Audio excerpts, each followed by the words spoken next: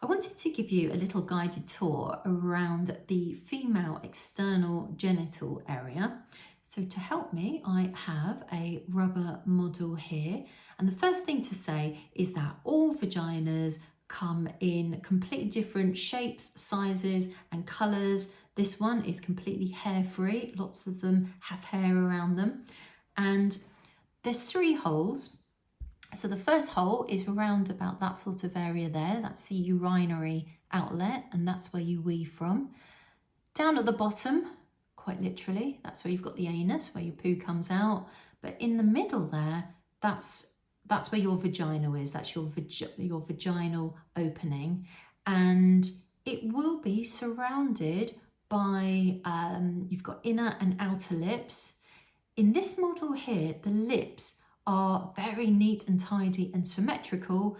Yours may well not look like this. So you might have one or both lips that are protruding, and whatever yours looks like, I'm sure it's going to be completely normal. And the reason I'm saying this is because when you have vaginismus, it's easy to seize upon just something around the outside area, the vulva area, that doesn't look quite right, and to use that to justify why you have vaginismus, even though it might be that a doctor or a gynecologist has reassured you that everything is all fine and all normal down there.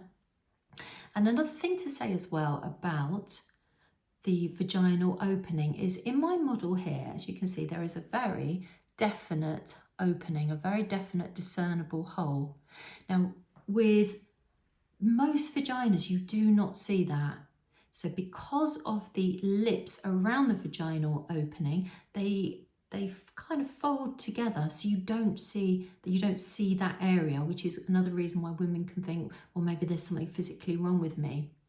So to make that a bit more obvious, what you could do is just gently part your lips around your vaginal opening, and you should be able to see a hole. If you're still struggling to see a hole, what you could also do is just kind of give it just push outwards, kind of push the muscles out, almost as if you're pushing out a wee, and that often helps to make the hole a little bit more visible.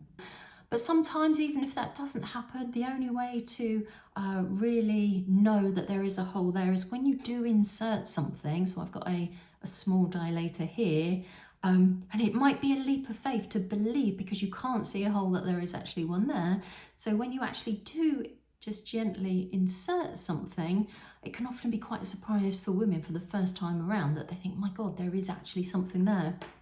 But also another way to know that you have a fully functioning hole is that things come out of it.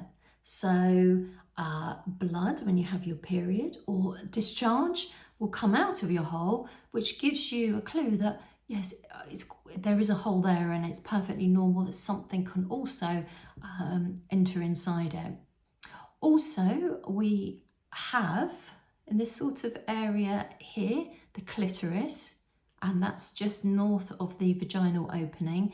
And the clitoris is where the fun happens for the woman. That's where the nerve endings are. So when a woman feels turned on, it is the direct result of the clitoris being stimulated. And it's not just the external part of the clitoris that causes excitement. The clitoris also extends internally. So when a woman is having sex, very often when she experiences sexual pleasure, it is from the clitoris being stimulated by the penis rubbing against that.